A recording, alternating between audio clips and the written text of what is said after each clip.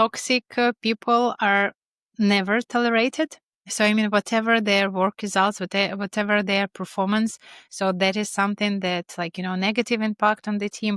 So I always, in all my team, I worked with, we have, very, it's not we are the best friends or family, but we're having this, atmosphere of trust, of, support. So there is no judgment, no point fingers pointing or blaming. So obviously we are if somebody did some mistake, we look at it, we are just understanding how it could happen, how we can avoid it in the future. But if there is some problem, we are fixing it all together. So I never had this issue. So if somebody is toxic, whatever they perform, and if they are impacting other people, so they just they go, so they don't stay in the company. So I have more problems with nice, who are if people are nice but they're not performing. So then that is much harder for me.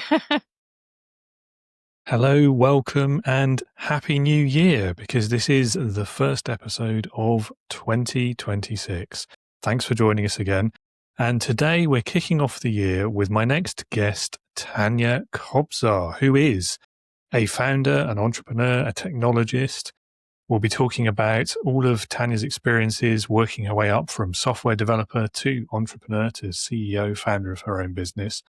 All of the lessons she's learned about technology and leadership along the way. And we'll dig into things like agile methodologies, human-centered design, what it really means to put your people first, and to manage and balance the oft competing priorities of technology, business, people. And if you're listening to the show today because you want to get deeper into that real human people side of leadership, then come along and hang out with us at the Integrity Leaders online leadership community. It's built for people just like you, podcast listeners, first-time leaders, struggling managers. You can find more information at leadingwithintegrity.co.uk. And if you would like to sign up, there's a big green button on that homepage. So click on that button. It will take you to the community sign-up page. There's a video of me. There's a bit more information about the community and what it involves and what you get out of it. And at the bottom there, you can choose your membership tier. And if you have any questions, as always, my LinkedIn details are in the show notes. So reach out, drop me a message. Always happy to chat.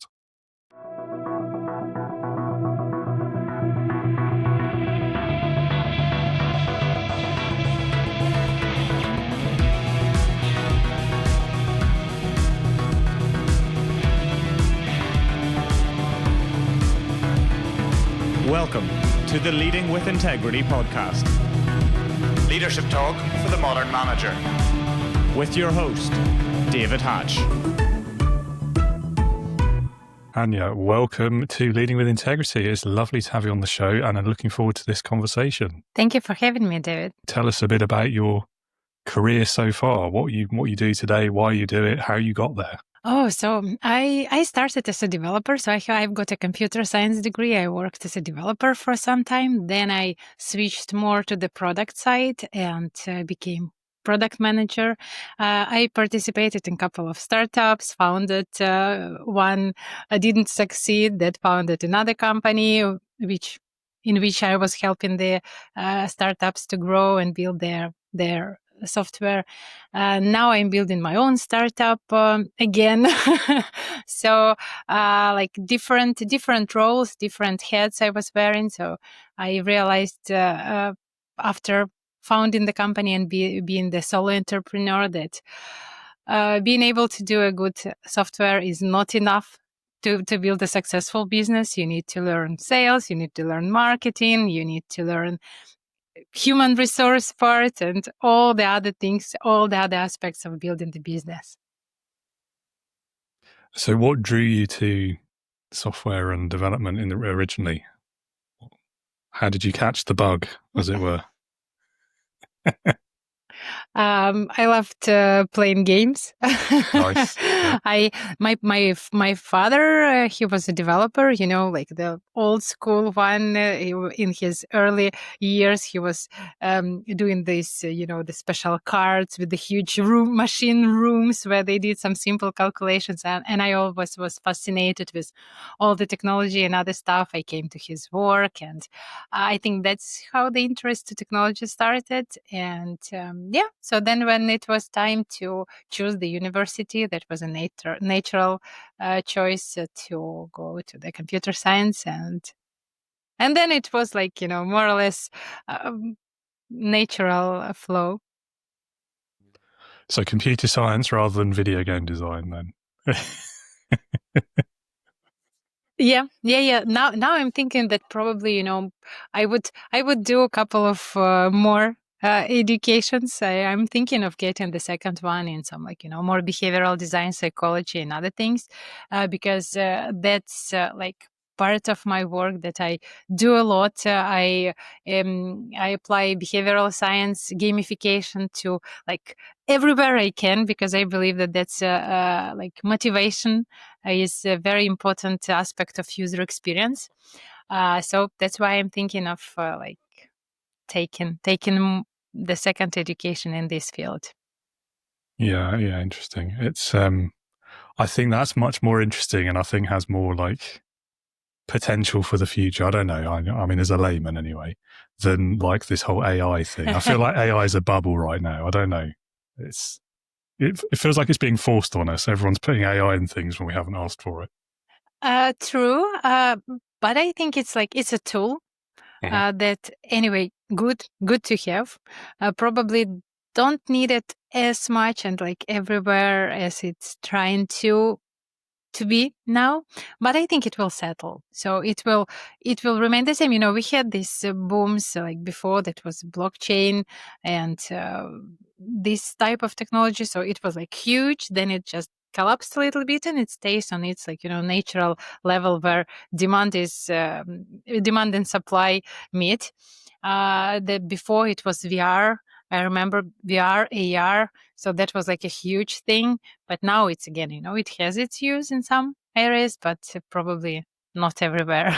It is as it was before. Yeah, I mean, I remember when 3D TVs were all the rage, and I think they lasted about 2 years, and nobody has one anymore. It's yeah. Yeah. Yeah, True. it's a funny old world with the technology, isn't it? Funny old world. Yeah. So I think this probably leads us into one of the things that you focus on a lot, and your approach to design, which is, I think you call it human centered. So I'd love to hear a bit like what does that mean? How does it work? Why does it matter? So the human-centered design is like, named to oppose the functionality-centered design, because like it's both like different approaches to user experience, to UX design. But first, like if it's functionality centered, it's more about like the easiest, the most clear, the most like smooth way to get like, from point A to point B. So to lead user to the desired action. So to make it as easy as possible for user. And human centered design, it's more about to make this experience like to make user want to do this action, because it can be easy to do, but user is still not doing it. So human-centered design, it could be probably like, more steps, but better explained why you need to do it, so because like from the UX like usability perspective, just put the call to action button on the screen and just and have no other options to user just to press it. I'm like, obviously I'm exaggerating, but the idea is, and for the human centered, you're like motivating them to do the action. So that's like the biggest difference. Of course, it should be easy. It should be like clear. Users should not be confused, because that would demotivate them. But I mean that the user's motivation is like the main question we are asking us when we are building the interface and the user flows. And so how does that sit? Because I mean, I'm certainly not a developer myself. I've worked with a few over the years, and so I've heard the terminology. You know, been around the whole Scrum Agile wheel a few times as well. How is that different from, say, let's call it the traditional Agile approach, where it's all about like the user needs, mapping features and technical specifications to that? Is it a question of emphasis, or is there a more fundamental like philosophy behind it?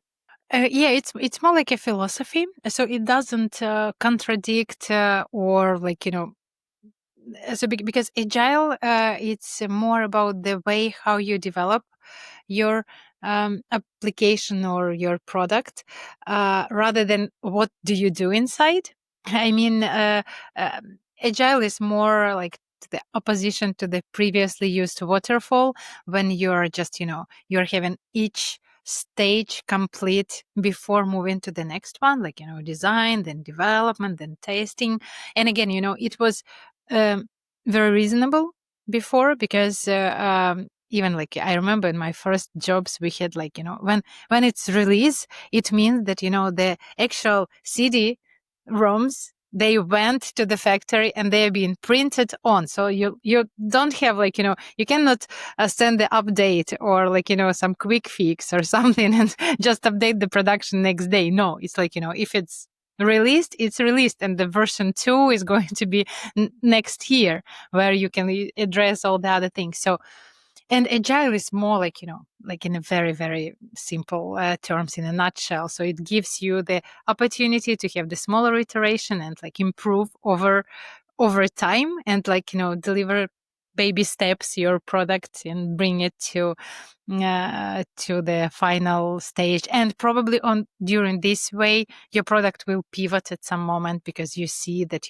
this doesn't work well, and you go to some other direction. But it doesn't like it doesn't dictate you what approach you should use in your like design or development or other things. So that's like, more or less a parallel concepts that are, so you can do agile and user centered, you can do agile and functionality centered. So no you can do it. Okay, fair enough. And we got into a bit of the history of software there as well, which is interesting. I think a lot of listeners will be like, CD-ROM, what's that? They used to like print them on these physical discs, and then you would order it and it would arrive and you had to put it in the computer. And yeah, I remember, going I back feel to... so old now. Yeah, well, me too. But I remember VHS as well, and like Commodore 64, and oh man. Yeah, I remember going back to the video game side of it again. There was a brief crossover as well, wasn't there, where you got the CD, the physical media, and then you still had to wait like 5-6 hours at internet speeds those days for the update before you could use the thing, which was like the worst of both worlds, I I remember. thought. Yeah. True. I remember this experience with World of Warcraft. So when I like, that was, I know, 6 discs or something. So you're just like putting them one by one, and then you are still waiting for the download. Yeah. And back in the days of like the 56K modem as well. Yeah. At least they kept the file sizes smaller back then, though, because they had to, or you'd never be able to use it. Anyway. It's an interesting shift in like the software industry, though, isn't it? Like this whole move, and it's not just the physical media; it's the move away from like you buy it once and it's yours forever. This whole subscription model, and I can see how it makes sense for certain tools, certain areas. When it comes to things like your basic office software, for example, do I really want to be paying for that every month as a user? What are your thoughts on that and the way the market's going? Is it good or bad, do you think?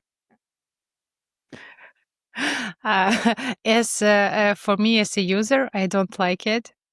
But for the companies, that's the way to go. That's what everyone is doing now.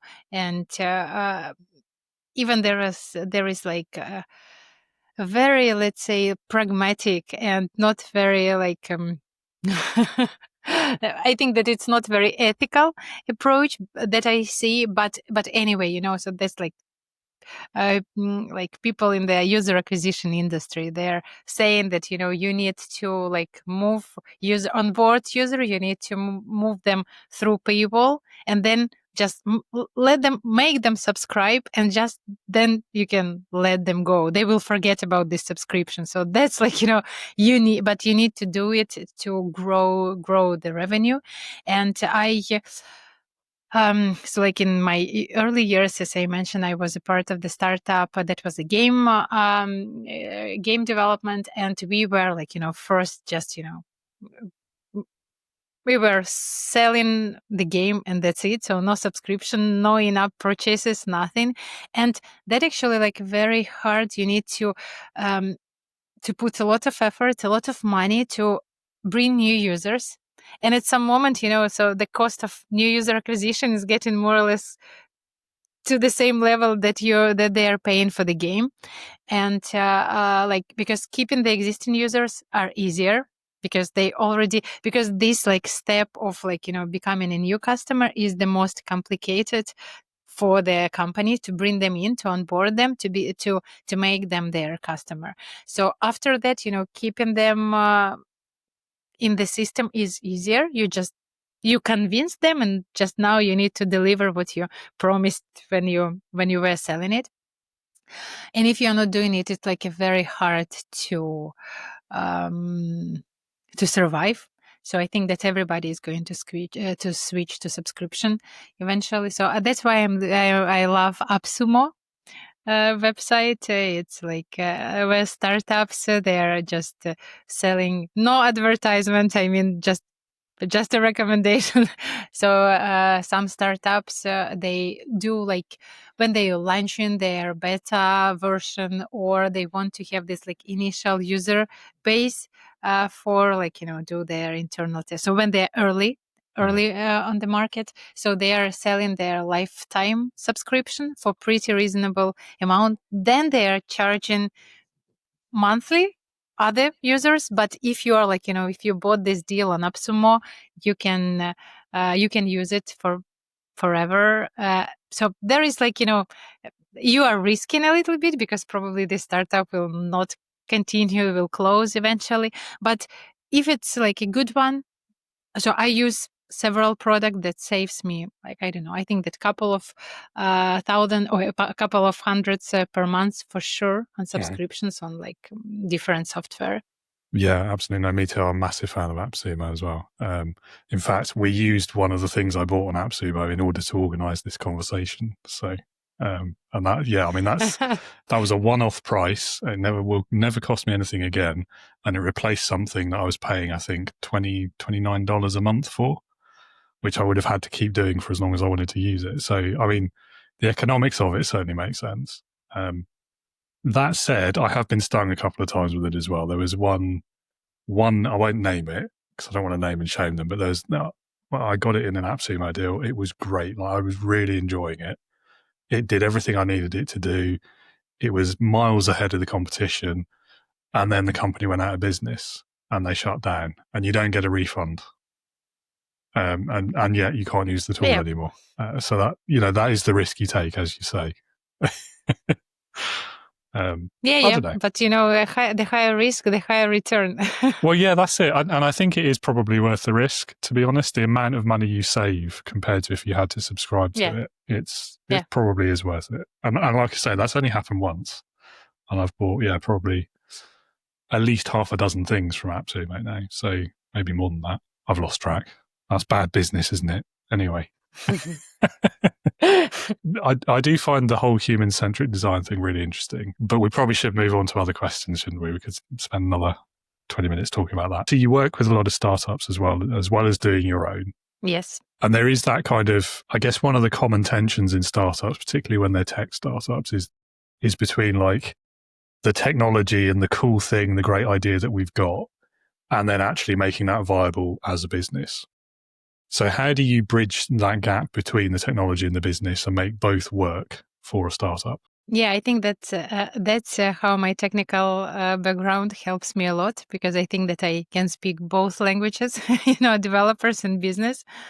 And so that's like, two goals is to first bring founders a bit to the ground to become more realistic, because especially first time founders, they are very enthusiastic, and that's a good thing. I mean, they have a lot of wonderful ideas, and when we are building the MVP, we need to bring it down. We need to choose one idea, one functionality that is the most important. Then that is going to be our core one at the first release, and maybe several months after release, and then we can add new features slowly, and just bring them to very, very concrete, and also get very, very concrete requirements, very specific ones. So we are just doing this and this. We have this data, we get it from there, and so that is a task when working with founders, to just get the requirements in realistic and very specific terms.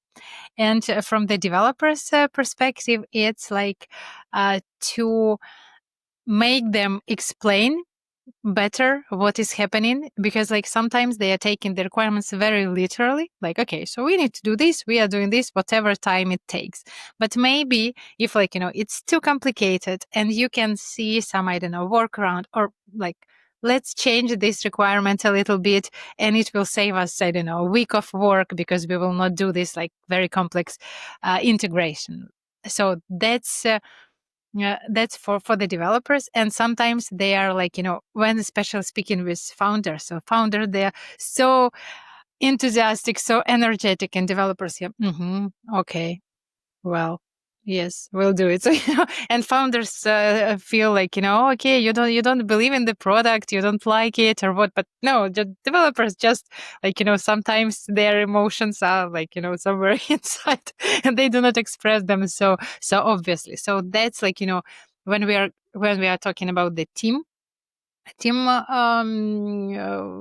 collaboration, let's say, between development, delivery, and the founder and product part. And for the business, so that's also very important. And I am trying to convince founders I work with to think about user acquisition as soon as possible, because that's another mistake that I see a lot in especially in first-time founders. So they are thinking a lot about how to build this perfect product, and not that much about where they plan to get the users from. Because from my experience, getting new users cost not less than you need for the developers, for the development, probably even more, because the proper market strategy, promotion, advertisement, and other things. So you need either know where you get them. So some of our people who I've been working with, they had a huge user base, they had some subscriptions in Instagram or somewhere. So they have those audience that they're can easy access and promote them their product. That's one thing. But if you have just an idea, you need to think of the ways how you're going to bring users in. Yeah, that's a great point. And it's interesting. I mean, I've worked with founders, and I've seen others on kind of both ends of this spectrum. There's some who they just get totally fixated on the idea and the product and what they think it should look like, and they forget that they're not the ones who are going to buy it. And so you're so right. Get those users in as early as possible, because it's not about selling to them even necessarily at that stage, is it? It's about their input into the product, because you want people who would potentially actually buy it and use it to tell you what it should look like. And we're back to Agile again, aren't we now? But and it's so easily overlooked, and that, I think that's the risk. A lot of particularly solopreneurs, really early stage founders. I mean, I've done it myself. You have this cool thing. That'd be amazing if we could do that. It's going to do all of these things and tick all of these boxes. And it's so easy to get caught up in that excitement and forget, but actually who's going to buy it? Maybe talk to them. And then I've also seen at the other end, founders who weren't necessarily the technical or even the product champion. They just maybe saw a business opportunity. And then they hit that wall of people with actual technical, practical knowledge who know that these are the things we need to do to achieve this. And there's a big tension there as well, because they're like, look, I just want to make money from this. Can we just make it work? And then the specialists are saying, well, yes, but, or no, and, or whatever, you know? True. True story. Yeah. Yeah, it is a funny one. I think it speaks to the leadership aspects of this as well, because I think, you know, we talked about technology versus business, but there's the same tension, technology versus leadership as well, isn't there? Where it's kind of I don't want to put people in boxes and like generalize them based on their roles or anything. But at the same time, I think there are certain prevailing mindsets in different groups within these organizations quite often. And I think if you don't have the leadership skills to speak across those lines, you run out of road pretty quickly. That's true. That's true. That's true. Yeah. So, I mean, is it more than 65 different startups you've worked with? Have I got that right? Is it a lot? Yep. It sounds like a lot. It is. It is. Some of them are from the same industry. I work a lot with health tech, so that's why sometimes they have some key concepts that intersect, let's say, but no, all of them, especially because I do a lot of gamification as well, and gamification gives very uh, very big character, let's see, to the app or to the game, if it's like game like app. So that's why I remember them very well. No, fair enough. And I can see gamification. I mean, that's quite a big thing in health and like fitness now, isn't it? Particularly when there's an app behind it. And it makes sense. I don't know what the data is on how it actually works for like health outcomes or improving people's fitness, but I don't know. I assume it works or people wouldn't do it. Yeah, the gamification itself, it doesn't improve any stats of your body or your health. It's more about it keeps you motivated more. It keeps you more consistent. It keeps you going through some thing that you don't want to do, but that you need to, especially I see a lot in like rehabilitation. So when you're just you're doing something that is hard to do, that you don't like doing, and you need just this extra any extra help, any extra support, any way to do this process more enjoyable, that's a very, very big value. And like every extra minute you are doing that you have to do, and you keep doing it, and every day that you are doing it in a row, so that's very, very important. But it's not so just because you're you're playing the game, you're not becoming healthier or stronger. No, but indirectly that is the effect though, isn't it? If it means people stick with it and they use it more consistently. So I think it does have, we could say it does have that effect. I think that's reasonable. Yeah. One of the startups I worked with, they released the data recently that they see 82% of people coming more to the practice, and they prefer our gamified solution to the pen and paper tests that they were using before. So that's quite a big number, so they keep using it instead of coming to the old school methods. Yeah, fair enough. I mean, that's pretty compelling data, isn't it? You can't argue with that. So, I mean, across all of those 65 odd startups, I mean, what are rough guess, what are the percentages would you say that really make it, they succeed, they scale up, and it goes well? That depends on what we name well. So I think that in startup world, surviving is good enough. Yeah, no, I'd agree So, with that. Yeah. So we don't have unicorns yet, so I don't So none of the startups I worked with passed the 1 billion evaluation, but some of them were acquired very successfully. Some of them have hundreds of thousands of users. I think that about more than half of them survived. Some of them still there, but probably they are not doing that well. I think that about 10% or so, like 6, 7 startups, they were closed, unfortunately, so they didn't make it. Yeah, so that's startup world is hard to Yeah. live in, but it's also it depends on, you can pivot, you can try more, so that's always a good idea to try, I think.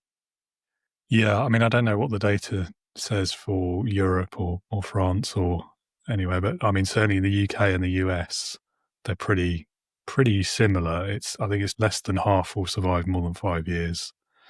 I think more than a year, it's like 30% or something won't make it that long. So I mean, those are pretty tall odds to beat, aren't they? And it is. Yeah, I've not looked at the data for the last year or two, but I feel like that's getting more difficult in the current climate. So, yeah, it sounds like your clients are doing It's well. more Let's put it hard. that way. Yeah. True.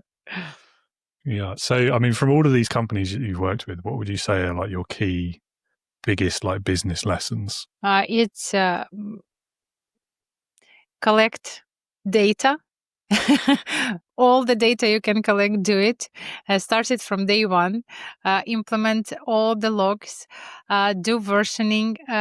Prepare. So not overcomplicate it, but prepare to the different ways to go. So you need to have this data from the day one. You cannot if you don't need it at the moment, don't use it, but keep it, because you will need it in the future. That's for sure. Another thing is, as I already mentioned, think about the user acquisition. Where do you um, where do you plan to get new users, and what is your user acquisition strategy? And Yeah, I think that's like two more important, the most important things I see working with the startups. From the other perspective is all is uh, i- like all you can do on the way. So you can try, you can see what's working, what is not working. Also, probably marketing, it's part of the user acquisition, but maybe like a bit on the separate part. So I would recommend all the founders to work on their personal brands, because from especially what I see now in the marketing, and especially with the AI and all other things that are penetrating the social media, so the true, like a genuine personal opinions and personal voice is very important, and that's a very good support for the brand itself, and for the startup, because investors are also people who are looking for the good people to work with, who they can trust their money. And yeah, so that's like 3 main advice. Yeah. So, I mean, that question about personal brand, it's one. It doesn't bother me anymore because for me it's easy because I'm a solopreneur. So the personal brand and the business brand are basically the same. Somebody will probably give me a slap on the wrist for saying that, but realistically, that's the truth. It was something I used to struggle with from the leadership point of view, without talking out of turn about people I've worked for in the past. But I feel like there's a line where if you cross it in terms of like promoting your personal brand and yourself over the top of your organization, what you're doing from a leadership perspective is saying I'm better and I'm more important than the people who are actually doing the work. And I think there is a balance there to be had, because there's no, I'm not saying people shouldn't have a personal brand and they shouldn't put themselves out there and talk about themselves as a route to getting attention for their business, because obviously that works and it's an important thing to do. But I think there's there's a nuance in the way that you do it, if that makes sense. And you can usually spot a good and bad leader based on the way they do it. The bad ones will be, I did this, I did that. And the good ones will be, in my career, I've worked with, yes, I've achieved this, but I couldn't have done it without that sort of narrative. I don't know. I'm biased because I always look at it in terms of the leader and the team and that interaction. But yeah, it's something that I've struggled with a bit in the past. But basically, the more people in your team want to do their personal brand, the better, because that's another thing that's important in the brand awareness. So, like, usually founders are the only ones who are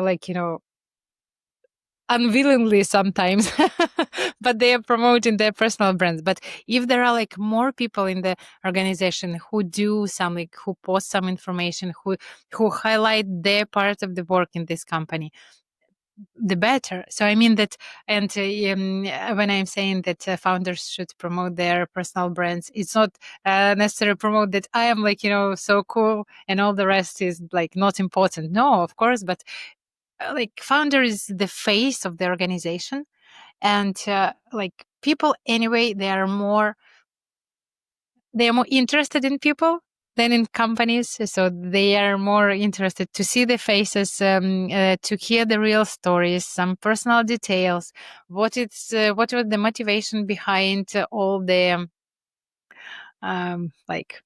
why founder founded this company, why they're care about what they're doing and other things. So that's an important thing. Obviously not a narcissistic self promotion or something. No, and I wasn't for a minute suggesting that that's what you were saying. I'm just saying I've seen that done. Okay. Yeah, but I think you're right. So that point about willingness, I think, is key. And I think that speaks to the culture of your organization and your approach to leadership as well. If the culture of your organization is that people have to be persuaded, cajoled, forced into promoting their personal brand as a way of talking about the business, that's a huge red flag. And then the opposite, if they're jumping at it and I really want to get out there, I want everyone to know this is where I'm working, this is what we're doing because it's really exciting and I believe in it, that's a big green flag, isn't it, about your culture and the leadership of the organization. So again, it's you can spot for good or ill, can't you? True, that's true. Let's go back to the point about products and building something that's a bit more human-centered in terms of its design. Is there any other advice or suggestions you would offer to perhaps a startup founder in the audience or someone who's got an idea for a company about how can you build something that people truly love and want to buy? Asking yourself a question, how do you want users to feel when they are using your product? Because there are people can do things based on different emotions, and I mean they're the same as the different coaching approach exists in wellness. So some people, they are doing better with somebody very nice and very supportive, yes you can do it, another push up, well done. Others prefer the most strict, hey you, fat ass, do something, so that's and it's work. Those approaches are very different and people feel very different, but there are people who prefer each of those approach. Some are some more a scientific approach. So let me explain how it works, where your muscles connect and other things. Other guys prefer incorporate more games in the experience. So that's a very, very different emotions, a very different experiences that could be built inside the solution that does, for example, the same thing. And the same with gamification and human-centered design. Whatever your product does, it should not necessarily be in health care or anything, but you still have this general, very, very high level idea of how do you want your customers to feel when they're interacting with your product or even service. Because even if you're, I don't know, hairdresser, but you want to have this image in your head. So who are you? Are you a friend? Are you an expert? Are you a coach? Are you I don't know. So that's the main idea. So when you're wrapping your head around this, so based on this foundation, you're building the next steps, and you're checking so when you think, okay, so what do we show on the home screen of our app? And you're thinking, because again, for the different users, for somebody who are achiever, it's like their stats, their like I don't know, achievements during this. For like people who prefer like some social influence and others, so like your friends who use the same, or like how many likes did you have for your post or something. So that's like and based on this understanding, you are just building the whole experience of using your product. Yeah, I like that because I see a parallel to leadership again. Different people need different things. They interact with things like the workplace, for example, in different ways. And so that ability to see people as the individuals they are, then take the time to understand what each of them is looking for and how they best work or how they best interact with your app or what they're looking for from your service is really powerful if you can master it, for leadership, for business, for development as well, let's say. And I think not enough people recognize that.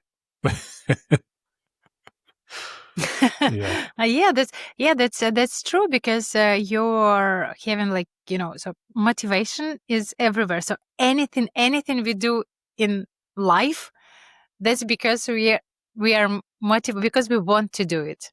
I mean that even if we think that we like hate doing it, we still want to do it because we are motivated by some maybe not pleasant force, but still we want to do it. And that's why, and of course the motivation of your team is one of the biggest challenges, I think, for the leader, because people are different. They have different strengths, they have different weaknesses, and they have different things that motivate them. And leader himself or herself, they also have their own thing that motivate them, and they make them roll. Usually like leaders, they're probably having more volumes of energy, but still, to distribute it somehow like evenly and balance between like, remembering to motivate your team, but also like, putting the energy to grow, to move forward. And so that's like, I think the biggest challenge, that sometimes you're going either like, one side or another, and you need to keep like, it's like 2 feet, one moves forward, and you cannot put all the weight only on one. Yeah, and it can get frustrating for people in those positions as well, because if there's that disconnect between the way they are and like their natural level of enthusiasm or optimism, say, and that's not quite being reflected back at them. And I've seen people get frustrated and not know how to deal with that. And I think it does, like we're saying, it comes back to just taking the time to understand those individuals, doesn't it? And I mean, really understand it. Like, not just ask them a question and don't listen to the answer, but like understand what they're saying, what they're looking for, and what that actually means for your own behavior as a leader as well. And yeah, just like learn a bit of patience sometimes. People are different, and that's okay. Like, it shouldn't be a source of frustration. True. Yeah. So, I mean, on this subject of leadership then, I mean, if we haven't already covered it, what would be your biggest leadership lesson that you've learned from your career so far? The biggest leadership, that right team is a key to successful business.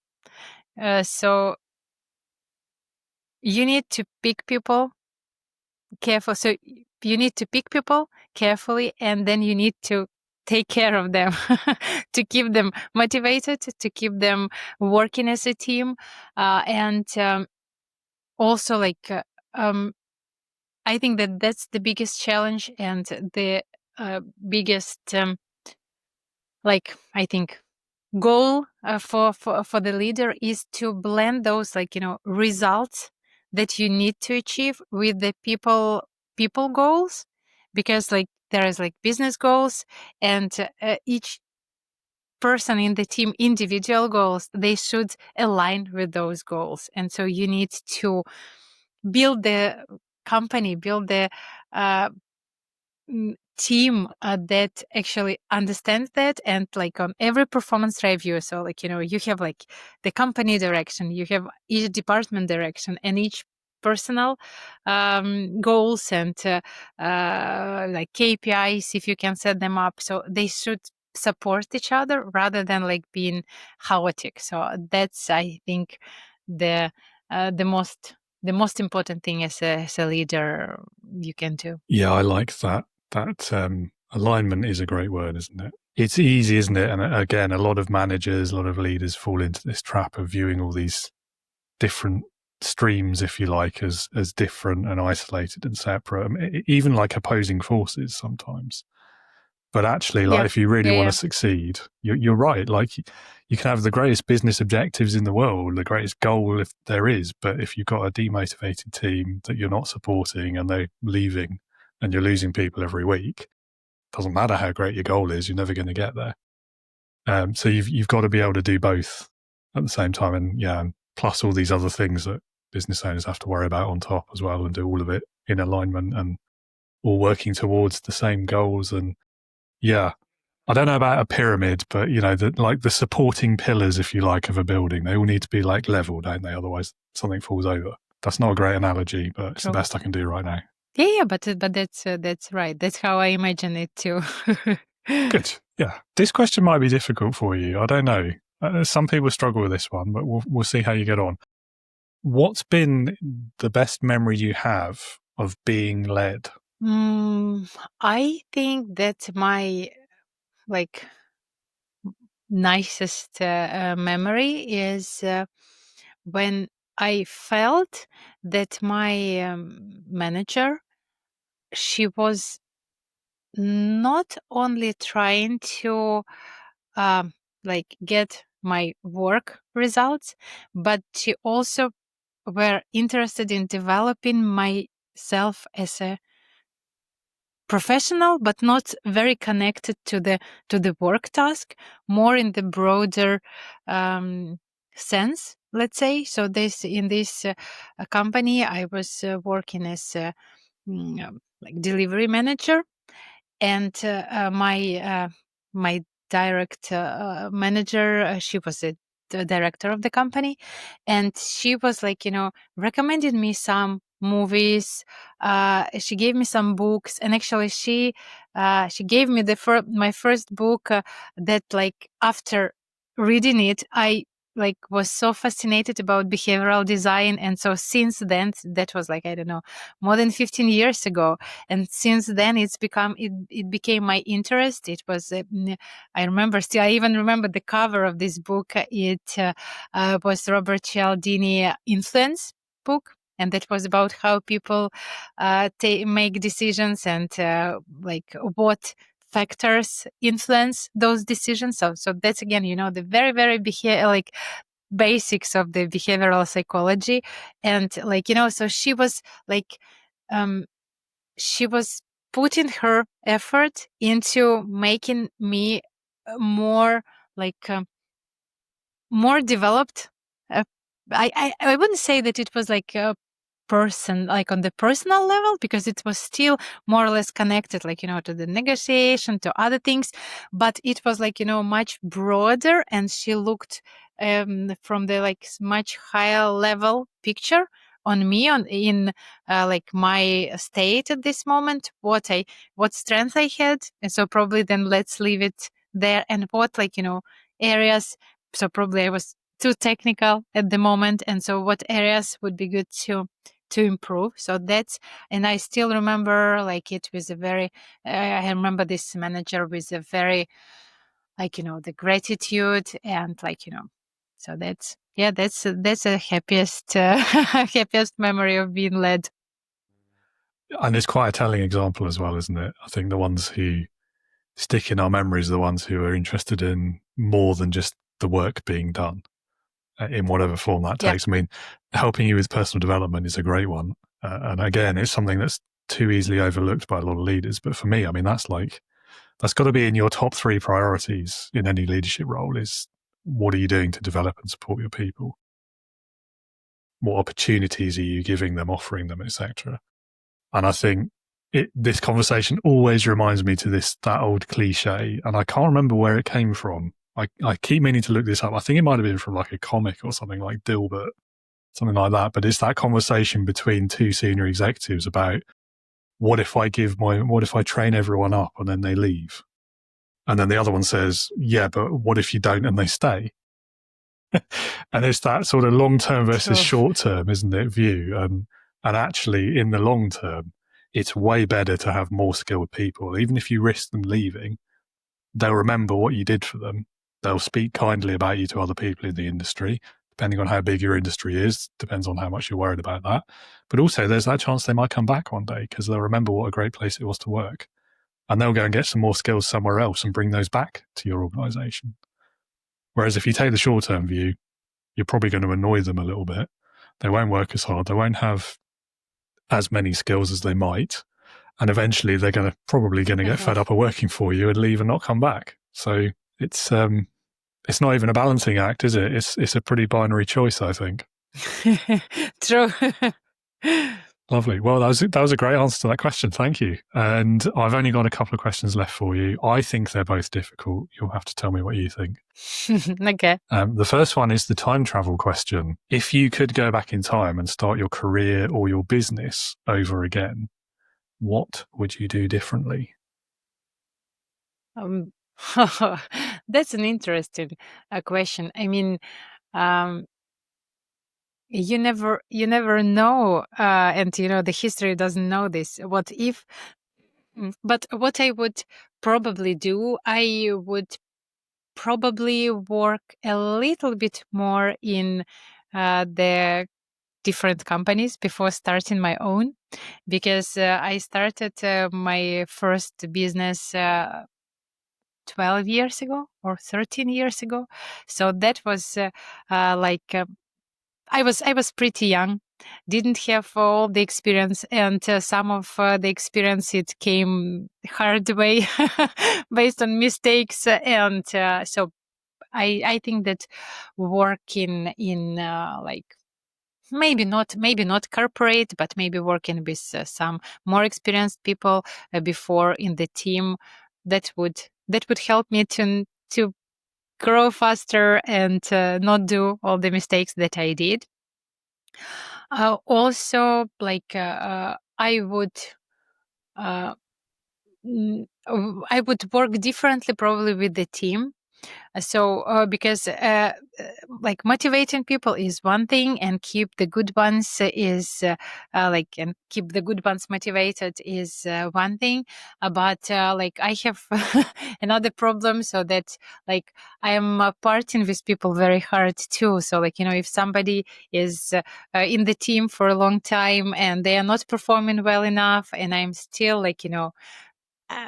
I am keeping them. I am hoping that they're probably change. They will improve, but usually it's not. And also in one of the trainings I passed, it was like this rule. So if you go through all your team and you ask your questions, if I knew everything I know about them and about their work that I know now, would I hire them back then? And if the answer is no, so then it means that you probably should find somebody else for this position. So that's another advice, not to keep people that you are not happy working with for too long. And also focus on recurring revenue. That would be my advice, because I also learned it the hard way, that sometimes, the $100 every month is better than 1,000 here and there. And that's very important. So the recurrent revenue is your business. Everything else is not. So that's very important. And that's why actually I think that everybody is doing subscription based, because people come and people go, and you it's hard to predict, but the recurring thing, it's something that you can count on. Obviously, your customers can cancel the subscription, but it's anyway, it's a better business model, and that also would I would recommend it to myself earlier on. Yeah, I know where you're coming from on particularly that last one. I do feel like, again, referencing back to our conversation about user experience and whether what the actual users and people who are buying this are looking for. And you've got to think, surely, part of that experience for them has to be, what does it cost me and how frequently do I have to pay for it? Because as a user of these services myself, I'd much rather just pay for it once and then never have to worry about it again. And I do think that's being lost and forced on people a little bit. But then I understand the business reasons why as well. So it's, I don't know. And yeah, not sticking with people just because they've worked for you for a long time. I think that whole conversation around the toxic high performers comes up quite a lot. And I think I've not hired any, but I've had to work with a couple over the years who the bosses were steadfastly refusing to get rid of, even though they knew the negative impacts they were having on the team and the organization. And it's that conversation around, I know he's upsetting a few people, but he's got the highest sales numbers in the company, so I'm not going to do anything about it. And I think there is that, again, there's that line, isn't there, where at what point does behavior or impact on the team overbalance their sales numbers, for example? No, this is this never been an issue for me. I mean that for me, toxic people are never tolerated. So whatever their work results, whatever their performance, so that is something that negative impact on the team. So I always in all my team, I worked with, we have very, it's not we are the best friends or family, but we're having this atmosphere of trust, of support. So there is no judgment, no point fingers pointing or blaming. So obviously we are if somebody did some mistake, we look at it, we are just understanding how it could happen, how we can avoid it in the future. But if there is some problem, we are fixing it all together. So I never had this issue. So if somebody is toxic, whatever they perform, and if they're impacting other people, so they just they go, so they don't stay in the company. So I have more problems with nice, who are if people are nice but they're not performing. So then that is much harder for me. Yeah, I don't know. I feel like that's an easier one to solve, though, because the answer doesn't automatically mean you've got to have that horrible conversation where they're leaving. You could maybe is there something else they could be better at without having to leave? Could we move them, a sideways move rather than outward? And that's a lot easier to deal with when it's someone that you get on with and you can work well together, and it's just the results that are the question. Yeah, it's a difficult one. I think being a business founder, it's a lot easier to have all of these conversations, isn't it? Because ultimately you can make that decision yourself, which in a lot of workplaces, a lot of people don't have that luxury. So we are lucky, aren't we? That's true. That's true. That's true. Yeah. I really love that idea, though, of knowing what you know now, would you have hired them? That's such a great way of looking at it. And it takes the emotion out of it as well. And I think that probably makes the decision a lot easier in a lot of cases. I'm going to remember this one. That's a good piece of advice. Thank you. I think that emotion is important key. So actually, that's another thing about the motivation and behavioral science, that most of our decisions are taken by emotion. So, and then we are rationalizing it. So our first reaction, we already know what we decide, but then we are trying to our conscious brain is trying to explain why, and we are dragging all the arguments to make it happen. So actually it would be my advice would be the opposite. So just trust your guts and have this because it this intuition, it incorporates all the rational and some subconscious knowledge about the experience. It is not only about people, but when you are taking the decisions, so your guts, they are usually telling the truth. Yeah, I don't disagree with you. I guess in these situations, I find there's often competing emotions, though. So, I'm frustrated with the lack of performance, but on a personal level, we really get on, and I really like that person. Or vice versa, their performance is amazing, and I'm really happy with what they're doing for the business. However, everyone hates them, and there are competing emotions in these situations quite often, I find. Probably, but then some needs to win. Well, yeah, but how do you a lot of business owners, I think, have that sort of paralysis when it comes to those situations and in terms of making a decision and doing something about it. What that usually means, in my experience anyway, is they won't do the right thing with the toxic individual, because no decision is a decision at that point, isn't it? No decision is a decision in any point, so doing nothing is also a decision. For sure, I absolutely agree with you. Yeah, that's fair. Yeah. Let's move on to a more positive subject. I feel like I've hijacked that conversation to talk about people I didn't like working with. So last question. This is my favorite one as well, usually. It's called Leadership Heroes. Leadership Heroes. So if you had to pick one person, but it could be literally anyone you could think of, so they could be past or present, dead or alive, real or fictitious if you want as well, but someone who, in your opinion, would perfectly embody leadership, who would that be for you and why? Oh, that's an interesting question. I think that there is no such thing as a perfect leader. There are different types.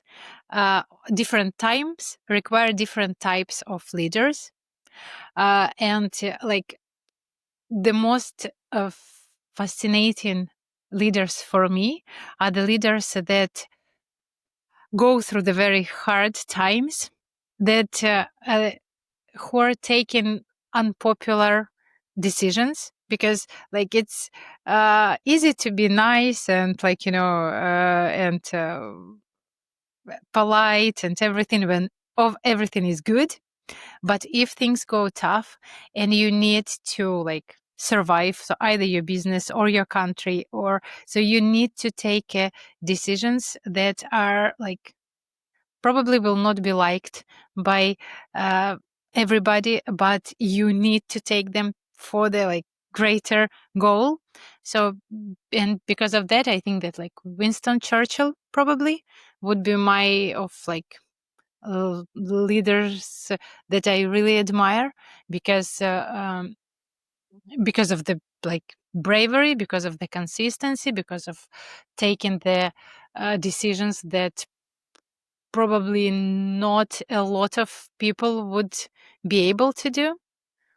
And also I'm being Ukrainian, so our president as well, especially in the beginning of the war in Ukraine, so his actions that were true leader actions.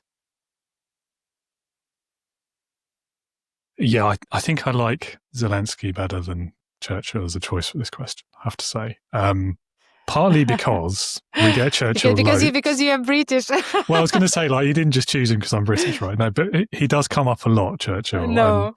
But also, he's a bit more complex, I think, in terms of his morality and the history of it. But I do take your point about context. That's a very reasonable question, a caveat even to make. Because, in the context of World War II and that sort of 5-6 year period, he probably was if not the perfect leader, as close as we were ever going to get at that point in history. And history speaks for itself. Although I would note a lot of history about Churchill was written by Churchill. So there's that potential bias as well. Whereas I think Zelensky, like, because he's current and is what's happening now, it's, I don't know. I feel like we can, I was going to say we can trust what we know about him a bit better, but then we also live in the era of fake news, don't we? So I don't know if that's true either. I don't know. He's more interesting to me. Let's put it that way. Because he's alive, and it's like, Yeah, and we can like action. see, in real time, like what his leadership is achieving, and what he's saying, what he's doing, and we can trust it because we're seeing it and hearing it with our own eyes and ears, as opposed to reading about someone from 70 years ago. That's true. But but in the beginning of the war, so he was like perfect. So I mean, now when they're like almost 4 years we are in the war, so obviously it's more hard and you need to have like in addition to bravery and like dedication and like all those things, you need to manage a lot of other difficult things. So that's and you cannot do it alone, so you need to have a good team, and that's a question that not all Ukrainians are happy about, the like some of the current things, but the first year, I think that was like absolutely flawless, and everybody was admiring him so much. I admire him even like now, so I know that those opinions have divided now, but I think that he's doing such a hard job. And it's like, when you're trying to run the company for like 30 people, and it's so difficult. So you're failing all the time. But when you're running the country of like 38 million people and the war and like, and so I think that he's doing great, taking all absolutely. Absolutely. When you've got like a literal superpower trying to personally end your life as well, like, it must be impossible. I can't even imagine how difficult that must be. And having to have like the stamina to keep doing it as well. I try to avoid politics as well, but some of the things he's had to deal with politically on the global stage, on top of all of this, from countries that frankly should be his greatest allies, it's some of it's been hard to watch for sure. You have to have empathy for the guy. That's true. Well, Tanya, thank you so much for being with us today. I've really enjoyed this conversation. We've gone down quite a few avenues I didn't expect, but it's been really interesting. So one final thing I will ask you, if anyone in the audience would like to know more about you, the work that you do, perhaps your company as well, if you'd like to share any links or websites or anything where people can learn more.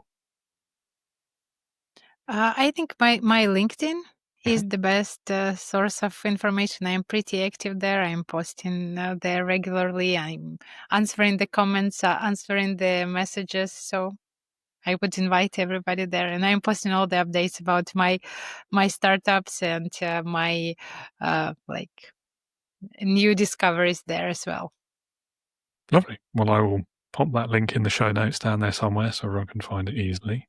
Thank you again for being here, and have a great rest of your day. Thank you, David. Thank you for having me. Have a good day. Bye. Tanya, thank you again for that conversation. Really enjoy that. It's always nice to get more into the technology side and understand how these software companies think and how they build these tools that we all depend on in our everyday lives and businesses. So thank you for your insights there. And an excellent choice for Leadership Hero as well, very current. Listener or viewer, if you would like to learn more about Tanya and her company, Diversido, you will find links in the show notes. And as I say to you every week, I do encourage you, click on those links, learn more about the guest, reach out to them, have a conversation. And if you are listening or watching today because you're looking for leadership support, if you're struggling to get a grip on leadership, if you're a new manager, first-time founder, and things just aren't quite working the way that you hoped they would when it comes to your people and the results that they're achieving, then you are exactly who this podcast is for and who I'm building the Integrity Leaders community for. So come and join us today. The website is on the screen. It's in the show notes. It's leadingwithintegrity.co.uk. That website has a load of free resources on it for you. And once you've exhausted those, head back to that homepage, click on the green button, and come and join us at the Integrity Leaders community. Inside, you will find support, a community of other leaders, training courses, relatable leadership advice, guidance, thoughts, comments, and sometimes, not always, maybe 50-50, maybe a bit more, it's tied up in pop culture and sci-fi boxes as well, just to make it a little bit more palatable and relatable and fun. Let's be honest, we need fun. So whether you are feeling that imposter syndrome, whether you're going through a leadership burnout, or you're just trying to lead your team without turning into one of those corporate evil overlords, then just know you don't have to do it alone. Community is the word of the year this year, we've decided. So come and be part of ours today. Click that link in the show notes on the screen. And if you have any questions, drop me a message. You can find me on LinkedIn. Again, that link is in the show notes. If you do nothing else, please do drop me a message, reach out, connect, because I always love to talk to people about leadership and their experiences of it. Well, that's all from me today. Thank you so much for being with us. Tune in again next week when I'll be talking with my next guest, John Morris, about how he took a $10,000 business plan competition win and turned it into a $40 million revenue business over a period of 16 years, and what that taught him about leadership, business, entrepreneurship, and himself as well. So it's an interesting conversation. Hope you'll be with us. And until then, I hope your new year is off to a cracking start. And as always, remember, be a leader, not a boss.